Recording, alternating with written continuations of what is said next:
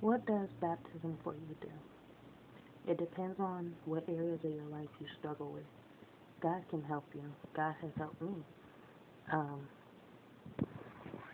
God has helped me in a way that I have been healed with something that I struggled with for a long, long time. And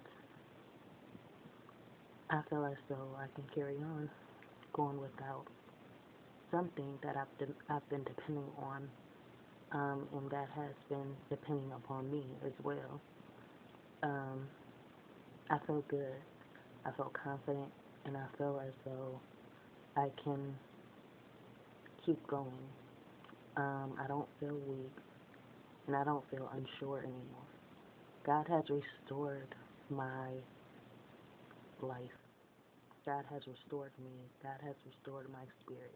God has restored and replenished me as a person. So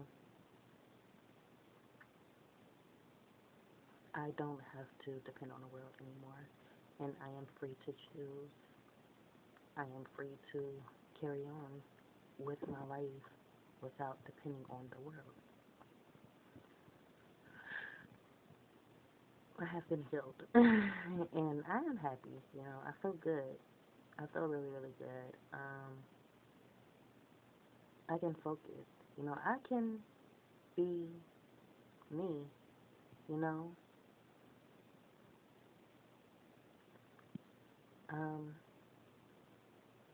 when you're baptized, it's not really your choice or your decision about what area you're healed. That's God's decision. Where are you truly ill? And a lot of times we take it upon ourselves to think, I'm sick or I feel this way, when really you actually don't know. You just know something's wrong.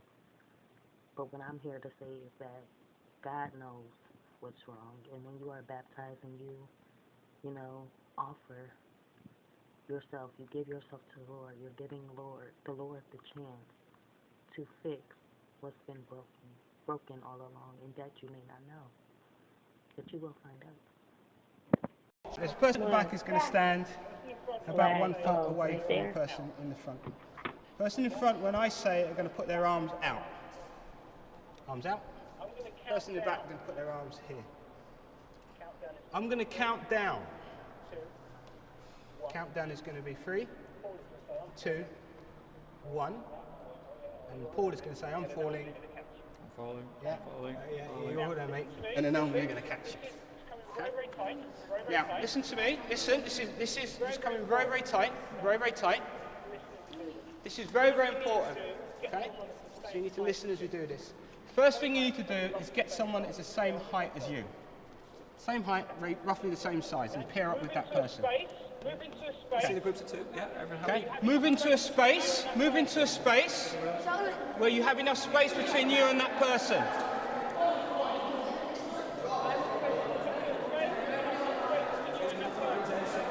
Move into a space where you have enough space between you and that person. Okay, can we listen? Can we listen? Thank you, can we listen? Okay, we cannot start this. We cannot start this until there is silence in the room. So we won't start until everyone is quiet. Well done. First thing to do is that the people at the back need to make sure that you're about a foot distance away from the person in the front. And Paul is just going to go around and check very quickly.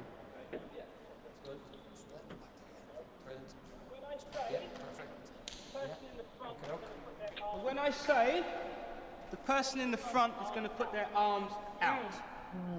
Person in the front, arms out. Person in the back, arms forward. I'm going to count down. Guys, what did we say? We can't start until we have what? I'm going to count down. I'm going to go 3, 2, 1.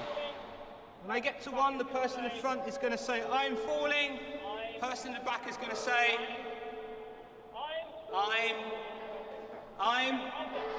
I'm. Perfect. Ready, arms out. Arms up. We need silence. 3, 2, 1.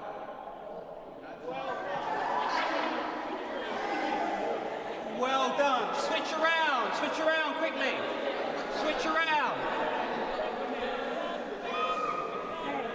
Okay, safety. We can't start until we have silence. Well done.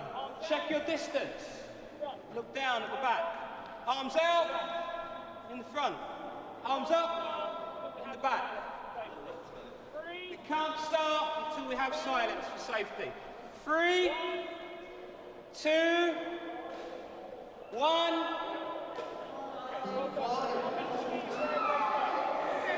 Okay, well done. Come into me very, very tightly. Come into me very tightly. Quickly, let's go. Let's go. Very tight, very quick, very quick, very quick, very quick, very quick. Very quick. Come inside. Come inside. Are we listening? What was that like? Huh? It was weird, did you say? Oh, it's class. Okay. Did anyone enjoy that, falling back?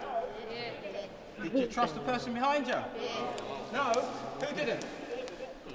You didn't trust the person behind you? Who was it? Was it him, was it? Yeah. Yeah. Did you not trust him?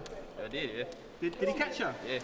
So, you know, he's a fairly trustworthy person. Who else didn't trust? A lot of situations we are faced with, and a lot of situations where we are being tested, you know, and I feel like when I got baptized, it was based off of how I was feeling in that moment. So, I was feeling as though I wasn't being accepted. I was being rejected. And I went and I told the missionaries this, and I actually was like, you know what? I don't think I should get baptized today. Maybe it's another day. Maybe I should, get baptized another day. So I felt like that's one of the feelings I was feeling when I was going into there. It's just, when you pay attention to the signs, it's just like you kind of just, you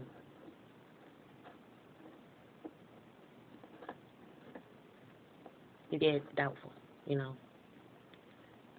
I feel like my discernment was intact at the time. And this is church, this is a place where you shouldn't feel this way. This is a place where you should feel the most, trust and the most safest and the most comfortable. And to be honest, I wasn't feeling none of that. There was times when, I would say, I would like you to do this, or like they will offer to do something, for me, and I would say, I was very indecisive at the time. So it's more so of trust wasn't there. Feeling of rejection was there. Indecisiveness, doubt, all of these things were present.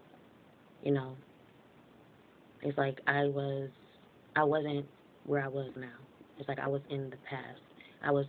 Everything that was, a problem for me earlier on had found me right where I was. So it's like maybe I wasn't getting baptized for who I was now, but I was getting baptized for who I was before, because it was a lot that all of those feelings were familiar, a little bit familiar. And, it's not going to be all the way familiar to you, because you have come to a certain place. You have come so far in life to where, when you spend so much time without a person, you get that feeling of, discomfort, or, you're kind of skeptical, walking on eggshells, kind of like, even though you know them, it's just like time to change. So it's just like, as far as you came, who I was is not who I am now, so therefore you're going to be kind of, unrecognizable in a way. But then, so especially at that time, and it wasn't until later on when I figured out, I remember feeling this way. But it's not all coming to you, because, it was meant for that moment. It's not meant for now. So that's how I felt when I went down into the water. And I came back up, and all of those feelings and all of that just, it's like I let go of everything, and I didn't feel that way anymore. I felt like, wow. Like, I felt relief. I did. I felt really relieved, when I came up. I felt relieved, but at the same time, I just felt I felt concerned, relief, and different. So yeah, it's all about how you felt in that moment. Everything just comes to you, and that's the part of you that's being baptized. And it was definitely a experience. So yeah, you have to, even if you don't go in with trust, it doesn't mean you're not going to come up with trust. These areas of your life, you have to become vulnerable. And I became vulnerable. You have to be vulnerable to the moment. The fact that you're feeling all this way is basically you becoming very vulnerable. And I was vulnerable. I didn't even know I was going to be vulnerable. I came in like a solid shell, and then all of a sudden I was vulnerable. You have to come to God completely naked, completely vulnerable, so that God can restore you and replenish you the way that God needs to.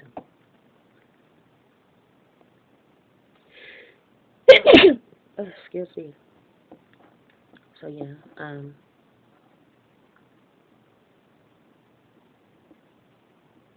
I didn't. I was like, no, and then this guy had offered me a sucker. He was like, here, this is your sucker. I was like, no, I'm gonna get this to my son. It's too little. What is this gonna do for me? I need a bigger sucker than this. So I wound up going to find my son, and I couldn't even find him. Before I even got the chance to find him, that sucker was unwrapped and in my mouth.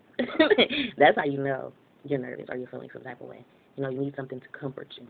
And that sucker definitely was comforting me. Even when it was this small, sometimes, we think like, oh, we need a bigger sucker. This ain't gonna do nothing for me. What is this going to do? That little small sucker was just enough, just what I needed to gain the courage to get back up and say, okay, I'm gonna go through with this. I won't, to give you that kind of sweet tooth. It kind of changes your mind because you're putting that sucker in your mouth and, you're experiencing that moment and everything just seems okay because it's just like, the taste buds. It's all about the taste buds. It's all about the body. The body is changing your mind about the situation. It's kind of like when they say you trick the mind. Whatever you're feeling in that moment, then you put the sucker into your mouth and, this sucker is really good. It's making me feel better. I'm not thinking, I'm tasting. So therefore, since I'm tasting, I'm not thinking, I'm going to go ahead and go through with this because I'm not thinking too much about it as I was before. So yeah, that's my experience, and it's time to get up. Have a good morning to y'all. Like, comment, subscribe, be notified, share at your own freedom.